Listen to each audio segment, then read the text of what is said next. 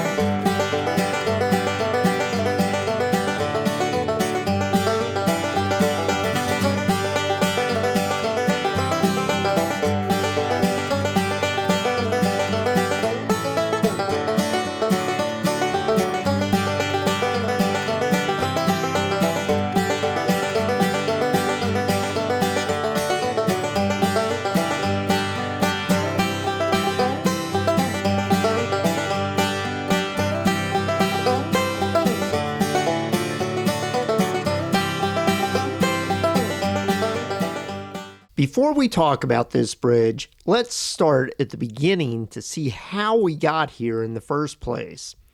Originally, there was the Mill Street Covered Bridge built in 1861 by the Attica Bridge Company across the Wabash River in the town of Attica, Indiana. The covered bridge had two sections separated by a rotating drawspan to allow larger boats to travel up and down the river.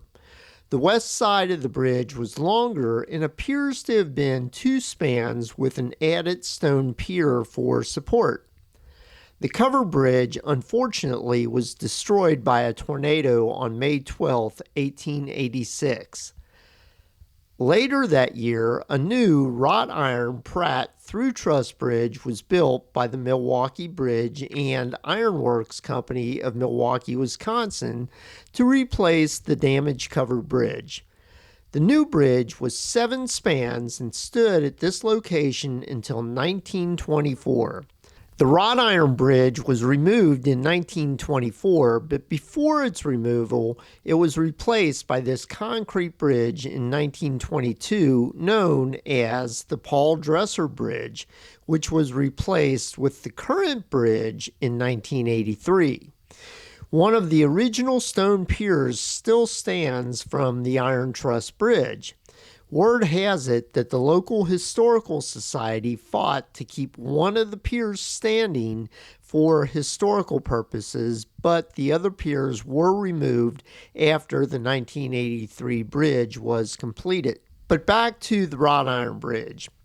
When it was dismantled in 1924, the spans were reused as smaller bridges throughout Fountain County. One of these bridges is located about 2 miles northeast of the town of Veedersburg, Indiana, on County Road 100 North.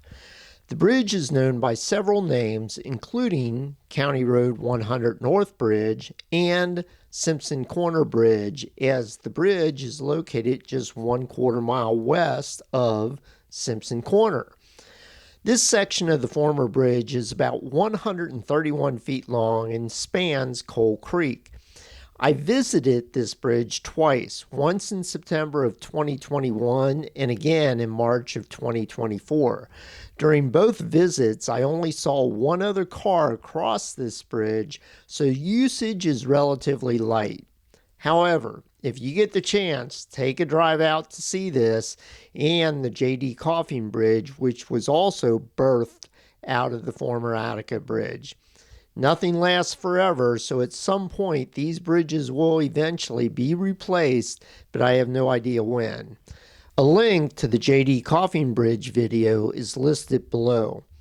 Let me know if you've ever driven across this particular bridge and when. I'd like to know about it.